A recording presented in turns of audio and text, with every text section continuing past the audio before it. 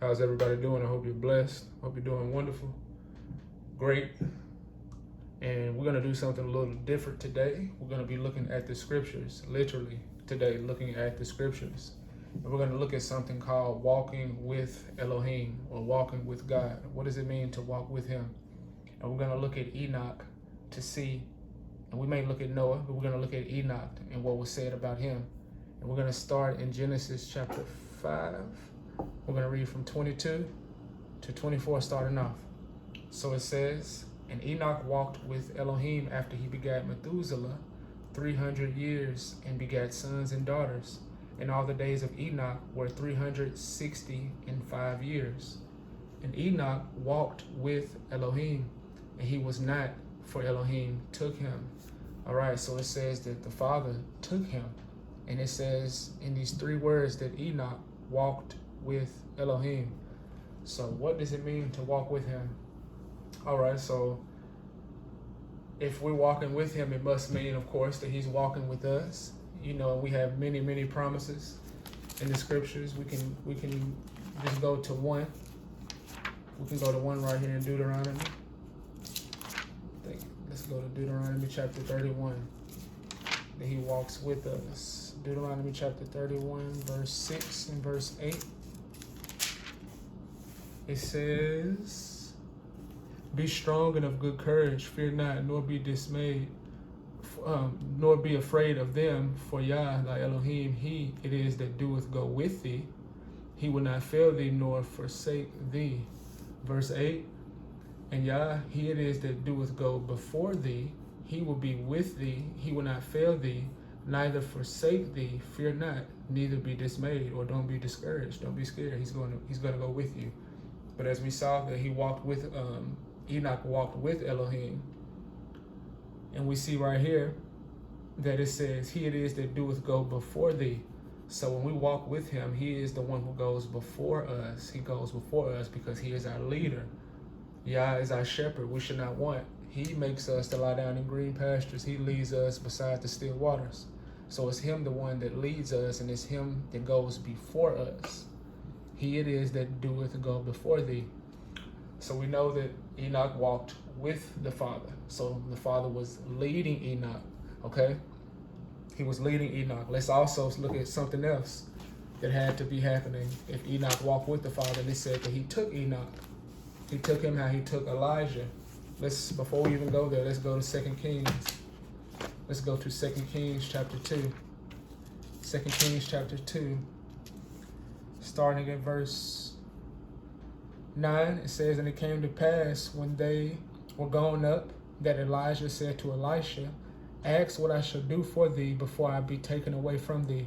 And Elisha said, I pray thee, let a double portion of thy spirit be upon me. And he said, thou hast asked a hard thing. Nevertheless, if thou see me when I am taken from thee, it shall be so unto thee. But if not, it shall not be so. Or it shall be so to you, but if not, it shall not be. Verse 11, and it came to pass as they still went on and talked that, behold, there appeared a chariot of fire and horses of fire, and parted them both asunder. And Elijah went up by a whirlwind into heaven. So Elijah went up by a whirlwind into heaven. And it also says that Enoch, the Father took him in Genesis chapter 5, verse 22 through 24.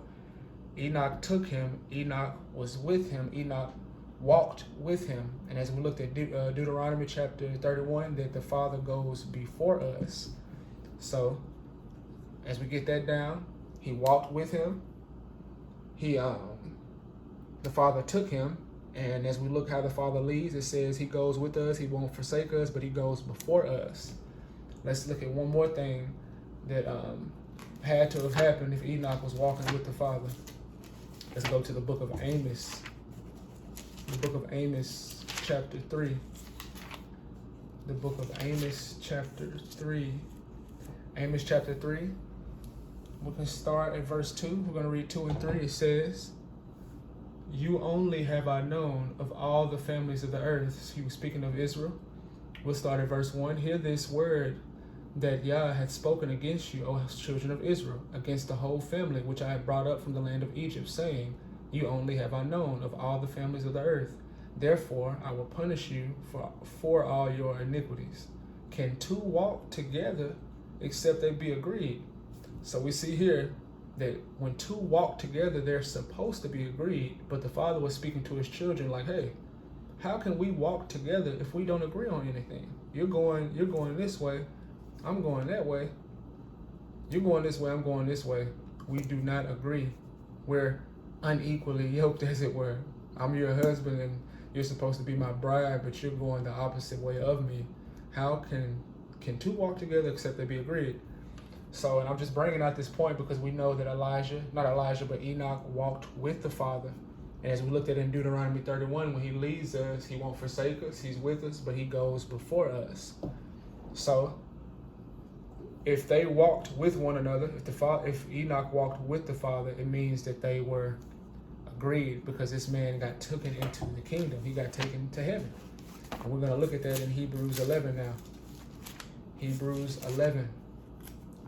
The book of Hebrews chapter 11. Hebrews chapter 11, we're going to read verse 5 and 6. It says, by faith Enoch was translated, that he should not see death, and was not found, because Elohim had translated him. For before his translation, he had this testimony, that he pleased Elohim. But without faith it is impossible to please him, for he that cometh to Elohim must believe that he is, and that he is a rewarder of them that diligently seek him. So these two verses, verse 5 and 6, it says Enoch was translated, he didn't see death, and was not found. And it says that Elohim translated him for before his translation. So before he got translation, he already had a testimony in the sight of Yah. We know that the Father sees all things. He knows all things. He sees all things. But before this testimony, it says he had this testimony that he pleased Elohim. But without faith, it's impossible to please him. Is this faith just I believe, or just a mental assent? What does it mean to please the Father? So we can kind of see the type of life that Enoch lived. Enoch had to be a righteous man. I was about to go somewhere. We're going to go back. We are going to look at Noah. We're going to look at Noah. I thought about that earlier. We're going to look at Noah very, very briefly, because it says he had this testimony that he pleased Elohim. Let's go to Genesis chapter 6, and we're going to find our way in Genesis chapter 7 as well. Genesis chapter 6, verse 8, it says, but Noah found grace in the eyes of Yah. So grace isn't a New Testament thing. Noah found grace in the eyes of Yah. Verse 7, these are the generations of Noah. Noah was a just man and perfect in his generation, and Noah walked with Elohim. Why did Noah walk with Elohim, and how was Noah attributed to be a just man? Let's look at verse 22. After he gave Noah the instructions to make an ark, we see, verse 12, and Elohim looked upon the earth, and behold, it was corrupt, for all flesh had corrupt his way upon the earth. Elohim said unto Noah, the end of all flesh is come before me, for the earth is filled with violence through them, and behold, I will destroy them with the earth. Make thee an ark of gopher wood, rooms shalt thou make in the ark, and thou shalt pitch it within and without in pitch. So all these things, he's giving him the instructions. But what did Noah do? Verse 22 in Genesis chapter 6. Thus did Noah according to all that Elohim commanded him. That's what made Noah a just man. He walked with him. He listened to the Father. That's what makes a man just in his sight. If you do a search or a study on what a just man means, or a righteous man in the Father's sight, it's a righteous man or a just man does what the Father tells him to do. So it says, thus Noah did according to all that Elohim commanded him. We can see this again in this same Genesis, book of Genesis, chapter 7. And Yah said, so he's speaking to Noah, come thou and all thy house into the ark, for thee have I seen righteous before me in all this generation. Why was he righteous? Let's go to verse 5. Noah did according to all that Yah commanded him. That's what made him righteous. Do you believe me? We're gonna go somewhere real fast. Deuteronomy 6. I don't want you to believe me. I want you to believe what the Father says. So Noah did what was right in the sight of Yah. He did all that Yah commanded him, and he said that was righteous. Let's read the scriptures. Deuteronomy chapter 6, verse 24 and 25. And Yah commanded us to do all these statutes, to fear Yah our Elohim for our good always, that he might preserve us alive as it is this day. And it should be our righteousness. What will be our righteousness if we observe to do all these commandments? So that's why he called Noah a just or a righteous man. And we know that we're justified by faith. We've all sinned and come short of Yah's glory. So we have to be justified. We have to be deemed righteous. We have to be accounted righteous. We have to be given righteousness, because no man has lived a life without sin. Only the Messiah has done that. So when we are justified by faith, the Father wipes away our sins, and we are innocent, and we are looked at as if we are righteous, but he still calls us to a righteous life. And now we're about to go to Enoch and see, as we saw in Hebrews 11, that he pleased Yah. He had this testimony that he pleased Yah. It says that in Hebrews chapter 11, verse 5 and 6. Now we're about to look at what pleases the Father. Starting in Romans 8 now. Romans 8, verse 5, it says, for they that are after the flesh do mind the things of the flesh. Mind, we know everything comes from the mind. So the fleshly mind thinks about the things of the flesh, or the things of the world. That's what they mind. That's what they're focused on. For they that are after the flesh do mind the things of the flesh, but they that are after the Spirit, the things of the Spirit. So you're more in line with the Word, with the ways of the Father, with how the Father moves is how you're trying to move. You're doing things that the Spirit of Yah leads you to do, which will of course be in line with his will as it is presented in the Word. Verse 6, for to be carnally minded or fleshly minded is death, but to be spiritually minded is life and peace. Because the carnal mind is enmity or hatred against Elohim, for it is not subject to the law of Elohim, neither indeed can be. Stop right here real fast. The carnal mind, which is a fleshly mind, it hates Elohim. Enmity means hate. It's not subject to the law of Elohim. So someone who in the flesh does not want to keep Yah's law, neither indeed can they. So just the law of opposites, if somebody is in the Spirit, they are subject to the law of Elohim. You see that? So then they that are in the flesh cannot please Elohim. So now what do we see in Hebrews 11 about Enoch? What do we see in Hebrews 11 about Enoch? We saw that he pleased the Father, right? He was walking in the Spirit.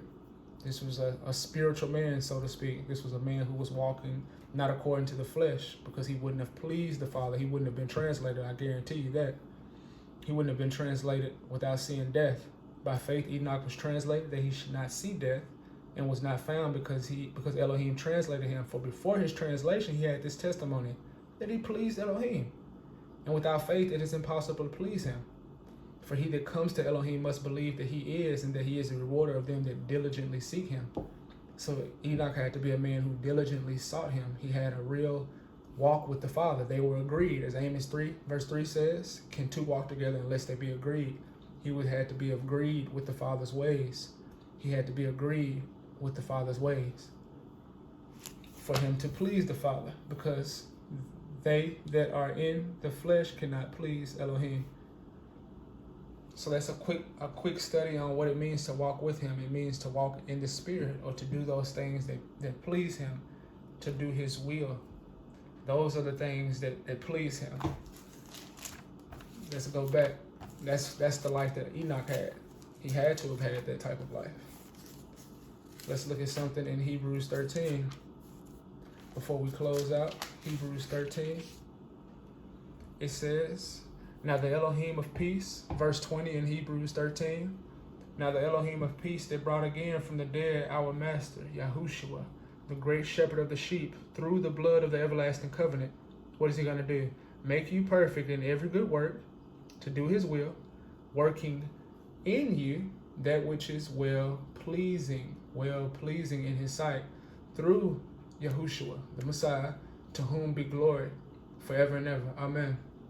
So it's through the Messiah, it's through him that he works, the Father works in us through his Son to do what's well pleasing in his sight, to do his will, working in us or in you that which is well pleasing in his sight, to please him, to do what pleases him, to walk with him, because we are agreed. Can two walk together unless they be agreed? Amos 3:3.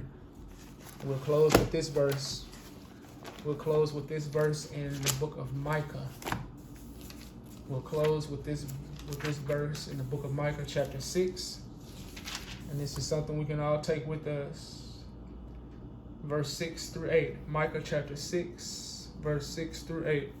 It says, Wherewith shall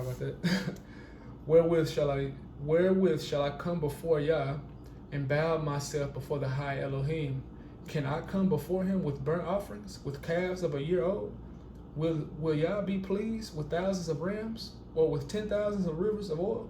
Shall I give my firstborn for my transgression, the fruit of my body for the sin of my soul? He hath showed thee, or he has showed you, O man, what is good, and what doeth Yah require of thee, but to do justly, to love mercy, to walk humbly with thy Elohim. This is the life that Enoch had to have had. He had to have been doing justly. As it said, even Noah walked with him, and the Father saw Noah as a just and a righteous man. He would have had to see Enoch the same way if he translated him. Noah didn't get translated, but Enoch did. But it says right here, what's good. He has showed thee, O man, what is good. He doesn't want us to sacrifice our children for the fruit of our body, for the sin of our soul. He doesn't want us to beat our backs, penitence or whatever it's called, as the Roman Catholics do. He doesn't want us to do those things. What does he want? He has showed thee, O man, what is good, and what doeth Yah require of thee, but to do justly, do righteously, love mercy, because he's shown us so much mercy, and walk humbly with thy Elohim. And that's what it means to walk with him. Do justly, love mercy, walk humbly, walk in the spirit, not fulfilling the lust of the flesh. So I hope this blessed you. How can two walk together lest they be agreed? This is the life that Enoch lived. This is how he got translated. This is how he pleased the Father. So I pray this study blessed you. And as always, you have a wonderful week, a wonderful day. Shalom.